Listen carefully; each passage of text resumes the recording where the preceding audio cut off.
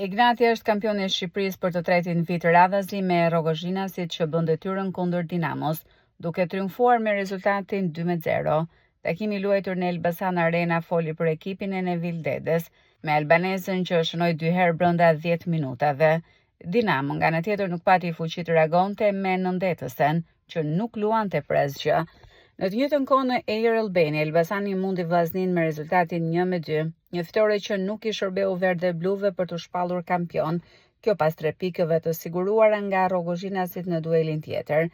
Ignati është kështu kampion e Shqipërisë për të tretin vit radhazi fal formulës së re të Final Four, duke fituar të 3 sfida dhe duke marrë vendin e parë të kampionatit me 37 pikë. Po kaq pikë siguroi edhe Elbasani, por ndeshjet direkte folën për Rogozhinasit. Në fund të takimit të dy teknikët u shprehën të lumtur për rezultatin, ndonë se Elbasanasit nuk mundën ta ngrenë dot kupën. Jam i lumtur, më shumë se i kënaq. Jam i lumtur për veten, por gjithë për skuadrën që gjeta që mu besua. Falënderim për punën e vazhduar nga ana ime Kotët të Tovës, dhe por Presidenti Demrozi dhe Drejtori Kledi Zenela janë merita më e madhe e formimit të grupit. Besoj që më të fortë të dërgojmë psikologikisht se sa me futbollin fush, por ajo që e rëndësishme në finale, unë mendoj që finalet fitohen me kontroll, nuk fitohen me emocion dhe me entuziazm.